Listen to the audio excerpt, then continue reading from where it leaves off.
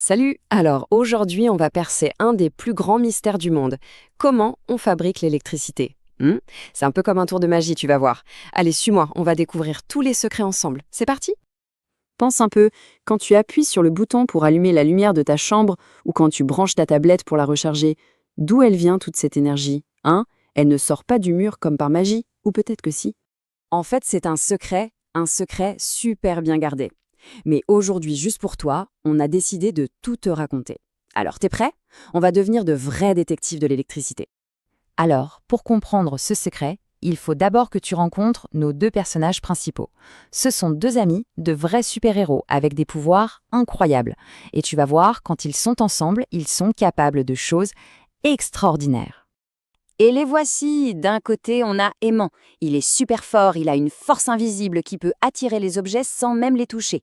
Et de l'autre côté, voici Bobine.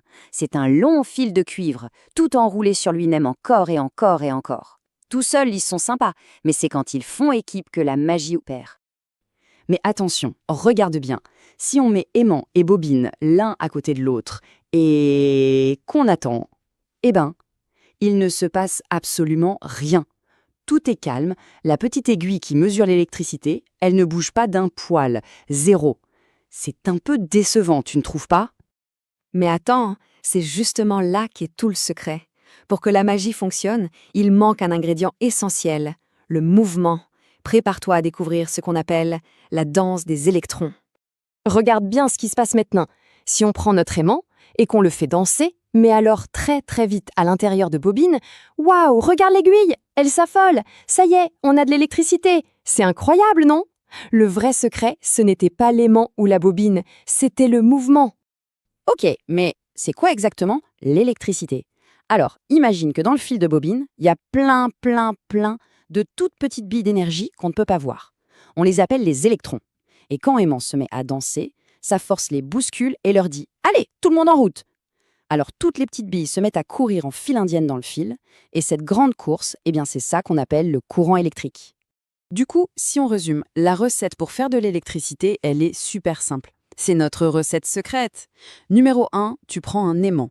Numéro 2, tu prends une bobine.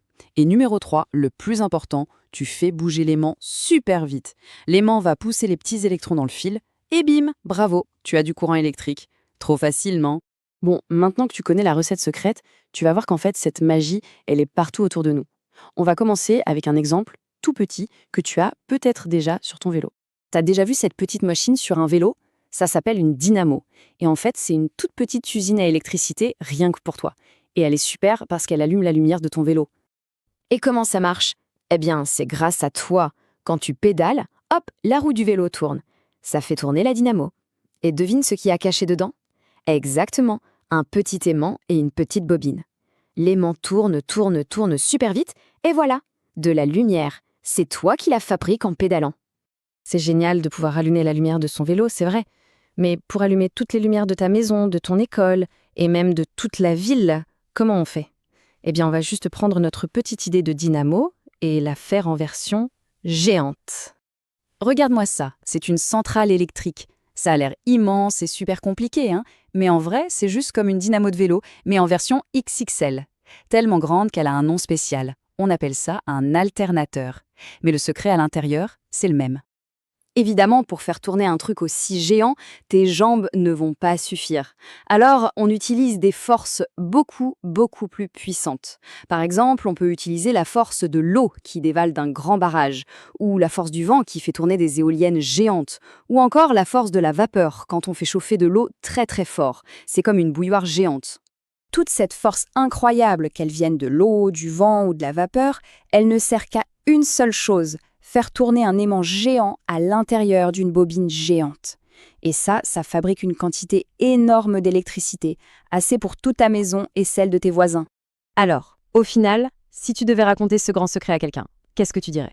C'est simple. Pour faire de l'électricité, il suffit de transformer un mouvement en courant électrique. Et pour ça, on a besoin de nos deux super-héros, aimant et bobine. Maintenant, tu connais le secret.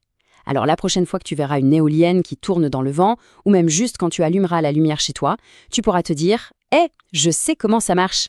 C'est de la magie. Et maintenant, tu es un peu magicien, toi aussi. Alors ouvre bien les yeux.